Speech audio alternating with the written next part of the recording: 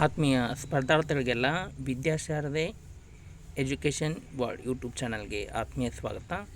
ಇವತ್ತಿನ ಒಂದು ಯೂಟ್ಯೂಬ್ ಸೆಷನ್ನಲ್ಲಿ ನಾವು DPSTR ಮತ್ತು PSTR ಪರೀಕ್ಷೆಯಲ್ಲಿ ಯಾವ ರೀತಿಯಾದಂಥ ಒಂದು ಪ್ರಥಮ ಚಿಕಿತ್ಸೆಯ ಕುರಿತು ಪ್ರಶ್ನೆಗಳನ್ನ ಕೇಳ್ತಾರೆ ಅನ್ನುವಂಥದ್ರ ಬಗ್ಗೆ ಸಂಪೂರ್ಣವಾದಂಥ ಒಂದು ಮಾಹಿತಿನ ನೀಡ್ತಾ ಇದ್ದೀವಿ.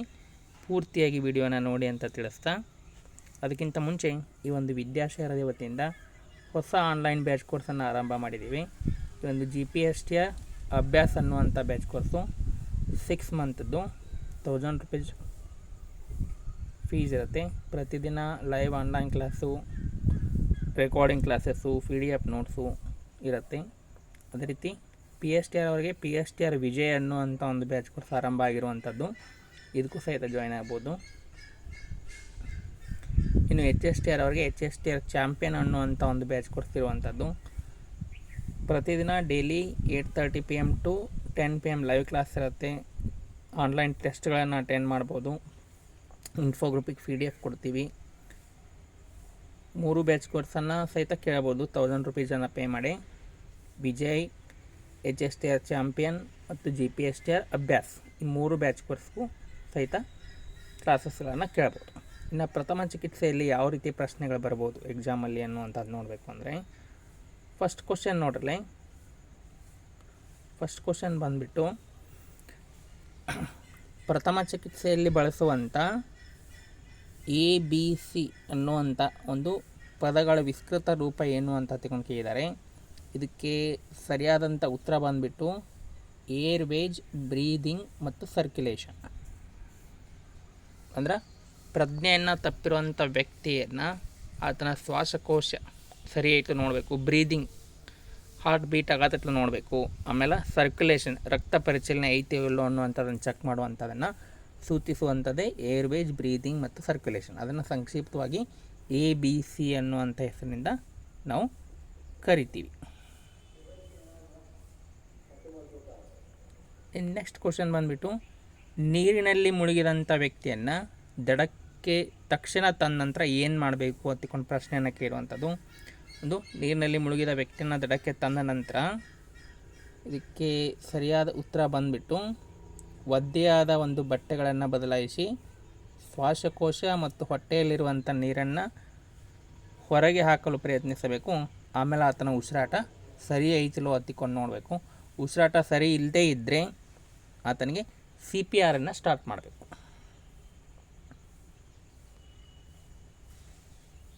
ನೆಕ್ಸ್ಟ್ ಪ್ರಶ್ನೆ ಬಂದುಬಿಟ್ಟು, ತೀವ್ರವಾದಂಥ ಒಂದು ಸುಟ್ಟ ಗಾಯಗಳಿಗೆ ತಕ್ಷಣ ಮಾಡಬೇಕಾದಂಥ ಪ್ರಥಮ ಚಿಕಿತ್ಸೆ ಯಾವುದು?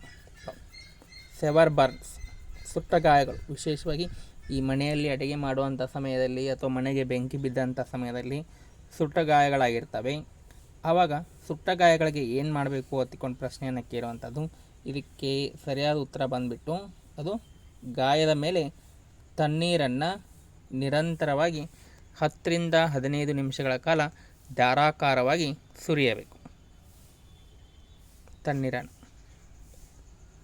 ಇದು ಸರಿಯಾದಂಥ ಉತ್ತರ.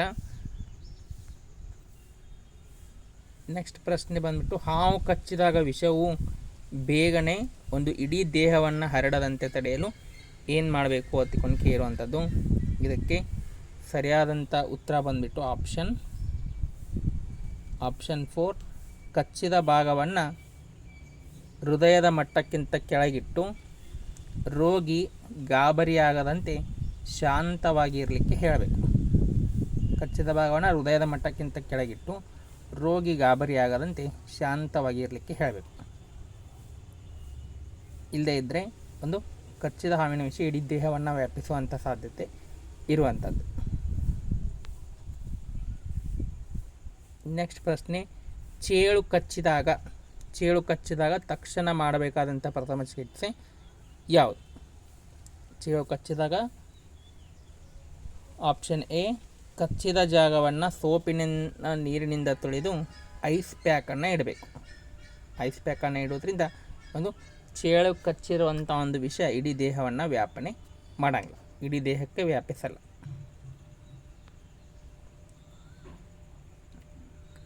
ನೆಕ್ಸ್ಟ್ ನೋಡಿ, ಹುಚ್ಚುನಾಯಿ ಕಚ್ಚಿದಾಗ ತಕ್ಷಣ ಗಾಯವನ್ನು ಏನು ಮಾಡಬೇಕು? ಹುಚ್ಚುನಾಯಿ ಕಚ್ಚಿದ ತಕ್ಷಣ ಅದು ಕುಚ್ಚುನಾಯಿ ಐತೋ ಇಲ್ಲೋ ಅನ್ನುವಂಥದ್ದನ್ನು ನೋಡಬೇಕು. ಆಮೇಲೆ ಹರಿಯುವ ನೀರಿನಲ್ಲಿ ಒಂದು ಕನಿಷ್ಠ 15 ನಿಮಿಷಗಳ ಕಾಲ ಸೋಪಿನಿಂದ ಚೆನ್ನಾಗಿ ತೊಳೆಯಬೇಕು.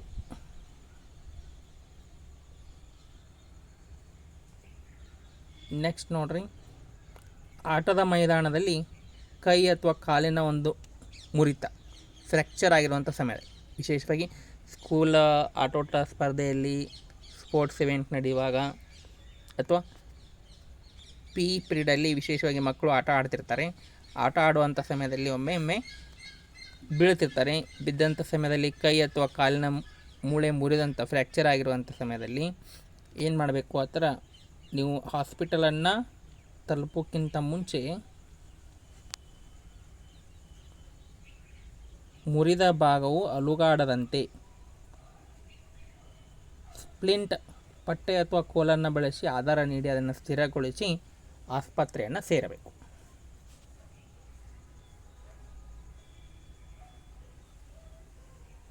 ನೆಕ್ಸ್ಟ್ ನೋಡಿ, ಹೃದಯಾಘಾತ, ಹಾರ್ಟ್ ಅಟ್ಯಾಕ್ ಲಕ್ಷಣಗಳು ಕಂಡುಬಂದಾಗ ರೋಗಿಗೆ ನೀಡಬೇಕಾದಂಥ ಅತಿ ತುರ್ತಾಗಿರುವಂಥ ಮಾತ್ರೆ ಯಾವುದು, ಟ್ಯಾಬ್ಲೆಟ್ ಯಾವುದನ್ನು ಕೊಡಬೇಕು ಅಥವಾ ಹಾರ್ಟ್ ಅಟ್ಯಾಕ್ ಆಗಿರುವಂಥ ಸಮಯದಲ್ಲಿ ಇನ್ನೂ ಆಸ್ಪತ್ರೆ ದೂರ ಐತಿ, ಇನ್ನೂ ಹೋಗಲಿಕ್ಕೆ ಟೈಮ್ ಜಾಸ್ತಿ ಐತಿ ಅಂತಂದಾಗ ಏನು ಮಾಡಬೇಕು ಅಂದರೆ ಮೊಟ್ಟ ಮೊದಲ ಪ್ರಥಮ ಚಿಕಿತ್ಸೆ ಆಯ್ತಂದ್ರೆ ಆತನಿಗೆ ಒಂದು ಆಸ್ಪಿರಿನ್ ಮಾತ್ರೆ, ರಕ್ತ ತೆಳುವಾಗುವಂಥದ್ದು ನೋಡ್ರಿ, ರಕ್ತ ತೆಳುವಾಗುವಂಥ ಮಾತ್ರೆ, ಇದು ತೆಳು ಮಾಡುವಂಥದ್ದು, ರಕ್ತ ತೆಳುವಾಗುವಂಥ ಮಾತ್ರೆ ಆಸ್ಪಿರಿನ್ ಟ್ಯಾಬ್ಲೆಟನ್ನು ನೀಡಬೇಕು. ಈಗ ಆಸ್ಪಿರಿನ್ ಮಾತ್ರೆನೂ ಬರುತ್ತೆ, ಆಸ್ಪಿರಿನ್ ಮಾತ್ರೆ ಬರುತ್ತೆ, ಎಸಿಟ್ರೋಮ್ ಅಂತ ಬರುತ್ತೆ, ಸಾಕಷ್ಟು ಮಾತ್ರೆಗಳು ಬರ್ತವೆ. ಇದು ರಕ್ತ ತೆಳುವಾಯಿತು ಆ ಥರ ಅದು ಹಾರ್ಟಲ್ಲಿ ಒಂದು ಬ್ಲಾಕೇಜ್ಗಳು ಕಂಡು ಬರೋಂಗಿಲ್ಲ. ಇದರಿಂದಾಗಿ ಆಸ್ಪತ್ರೆ ಸೇರುವವರೆಗೂ ಸಹಿತ ಒಂದು ಯಾವುದೇ ರೀತಿ ಜೀವಹಾನಿಯಾಗದಂತೆ ನಾವು ತಡಿಬೋದು. ಅದಕ್ಕಾಗಿ ಆಸ್ಪಿರಿನ್ ಮಾತ್ರೆನ ಕೊಡಬೇಕು.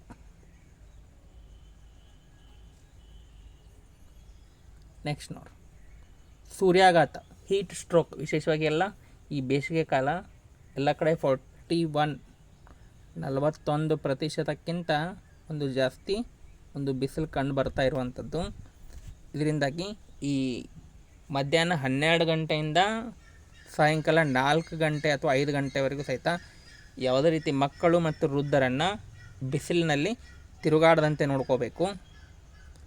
ಒಂದು ವೇಳೆ ಹೀಟ್ ಸ್ಟ್ರೋಕ್ ಆಗಿರುವಂಥ ಸಮಯದಲ್ಲಿ ಮೊದಲು ವ್ಯಕ್ತಿಯನ್ನು ಎಲ್ಲಿ ಕರೆದೊಯ್ಯಬೇಕು ಅಂತ ಕೇಳುವಂಥದ್ದು. ಇದಕ್ಕೆ ಸರಿಯಾದಂಥ ಉತ್ತರ ಬಂದುಬಿಟ್ಟು ತಂಪಾದ ಮತ್ತು ನೆರಳಿನ ಒಂದು ಜಾಗಕ್ಕೆ ವ್ಯಕ್ತಿಯನ್ನು ಕರೆದುಕೊಂಡು ಹೋಗಬೇಕು. ಮತ್ತು ತಣ್ಣನೆಯ ಒಂದು ಬಟ್ಟೆಯನ್ನು ಆತನ ಹಣೆ ಮೇಲೆ ಇಡಬೇಕು, ನೀರನ್ನು ಚಿಮುಕಿಸಬೇಕು ಮತ್ತು ಕುಡಿಲಿಕ್ಕೆ ತಂಪಾದ ನೀರನ್ನು ಕೊಡಬೇಕು. ಇದು ಮೊಟ್ಟ ಮೊದಲು ಮಾಡುವಂಥ ಒಂದು ಪ್ರಥಮ ಚಿಕಿತ್ಸೆ. ನಂತರ ಆಸ್ಪತ್ರೆಗೆ ಒಂದು ತೆರಳಬೇಕು. ನೆಕ್ಸ್ಟ್ ನೋಡಿ, ಮೂಗಿನಿಂದ ರಕ್ತಸ್ರಾವ ಆಗುತ್ತಿರುವಂಥ ರೋಗಿಯ ತಲೆಯನ್ನು ಹೇಗೆ ಇಡಬೇಕು ನೋಡಿ. ಮೂಗಿನಿಂದ ರಕ್ತಸ್ರಾವ ಆಗುವಂಥ ಒಂದು ಸಮಯದಲ್ಲಿ ವ್ಯಕ್ತಿಯನ್ನು ತಲೆಯನ್ನು ಸ್ವಲ್ಪ ಮುಂದಕ್ಕೆ ಬಾಗಿಸಿ ಮೃದು ಭಾಗವನ್ನು ಬೆರಳುಗಳಿಂದ ಒತ್ತಿ ಹಿಡಿಯಬೇಕು. ತಲೆಯನ್ನು ಮುಂದಕ್ಕೆ ಬಾಗಿಸಿ ಒಂದು ಮೂಗಿನ ಮೃದು ಭಾಗವನ್ನು ಒತ್ತಿ ಹಿಡಿಬೇಕು. ಇದರಿಂದ ಮೂಗಿನಿಂದ ಆಗುವಂಥ ರಕ್ತಸ್ರಾವವನ್ನು ತಡೆಗಟ್ಟು. ವಿಶೇಷವಾಗಿ ಬೇಸಿಗೆ ಕಾಲದಲ್ಲಿ ರಕ್ತಸ್ರಾವ ಆಗುವಂಥ ಸಾಧ್ಯತೆ ಸಾಮಾನ್ಯವಾಗಿ ಇರುತ್ತೆ. ನೆಕ್ಸ್ಟ್ ನೋಡಿ, ಪ್ರಥಮ ಚಿಕಿತ್ಸೆಯಲ್ಲಿ ಬಳಸುವಂಥ CPR ತಿಳ್ಕೊಂಡು ಭಾಳಷ್ಟು ಕಡೆ ಈ ನೀರಿನಲ್ಲಿ ಮುಳುಗಿರುವಂಥ ಸಮಯದಲ್ಲೂ ಬಳಸ್ತೀವಿ, ಹಾರ್ಟ್ ಅಟ್ಯಾಕ್ ಆಗಿರುವಂಥ ಸಮಯದಲ್ಲೂ ಬಳಸ್ತೀವಿ. ಈ CPR ಅಂದ್ರೆ ಏನು? Cardiopulmonary resuscitation, cardiac pressure relief, chest punch recovery, critical patient rescue. ಇದು ಕರೆಕ್ಟ್ ಆನ್ಸರ್ ಬಂದುಬಿಟ್ಟು ಅದು ಕಾರ್ಡಿಯೋಪಲ್ಮನರಿ ರಿಸೆಚುಯೇಷನ್.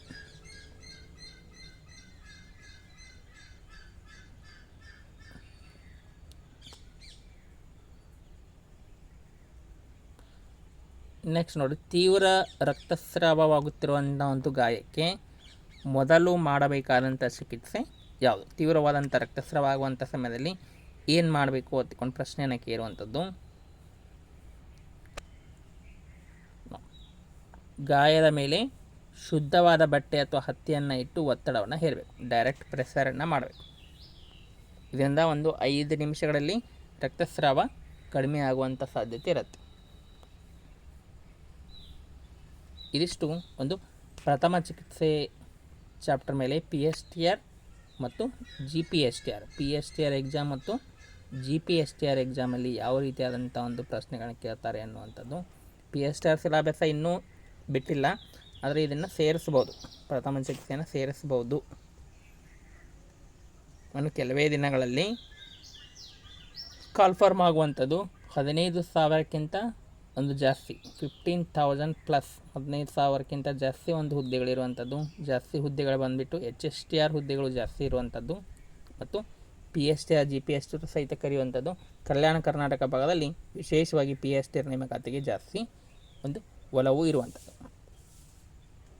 ಇನ್ನು ಯಾರೆಲ್ಲ ಒಂದು ನಮ್ಮ ಆನ್ಲೈನ್ ಬ್ಯಾಚ್ ಕೋರ್ಸನ್ನು ಸೇರಿಲ್ಲ, ಯಾಕಂದರೆ ಕಂಪ್ಲೀಟ್ ಕಂಟೆಂಟ್ ಇರುತ್ತೆ, MCQ ಇರುತ್ತೆ, ಇವೆಲ್ಲವನ್ನು ನೀವು ನೋಡ್ಬೋದು. ಇದು ಆನ್ಲೈನ್ ಕ್ಲಾಸ್ ಇತ್ತು, GPSTR ಬ್ಯಾಚ್ ಕೋರ್ಸು, ಆಮೇಲೆ PSTR ವಿಜಯ್ ಬ್ಯಾಚ್ ಕೋರ್ಸು, ಆಮೇಲೆ HSTR champion batch course. 1000 rupees pay ಮಾಡಿ 3 ಬ್ಯಾಚ್ ಕೋರ್ಸ್ನ ಕ್ಲಾಸ್ಗಳನ್ನ ಸಹಿತ ಕೇಳ್ಬೋದು. ಹೆಚ್ಚಿನ ಒಂದು ಮಾಹಿತಿಗಾಗಿ ನೀವು 9380850076 ಈ ನಂಬರ್ಗೆ ಕಾಲ್ ಮಾಡಿ ಒಂದು ರಿಜಿಸ್ಟ್ರೇಷನ್ ಮಾಡ್ಕೋಬೋದು. ಇದಿಷ್ಟು ಇವತ್ತಿನ ಒಂದು ತರಗತಿ. ಯಾರಿಗೆಲ್ಲ ಕ್ಲಾಸ್ ಇಷ್ಟ ಆಗಿದೆ ನಿಮ್ಮ ಫ್ರೆಂಡ್ಸ್ಗೆ ಶೇರ್ ಮಾಡಿ ಮತ್ತು ನಮ್ಮ ಚಾನಲ್ನ ಸಬ್ಸ್ಕ್ರೈಬ್ ಮಾಡಿ ಅಂತ ತಿಳಿಸ್ತಾ ಎಲ್ಲರಿಗೂ ಧನ್ಯವಾದಗಳು.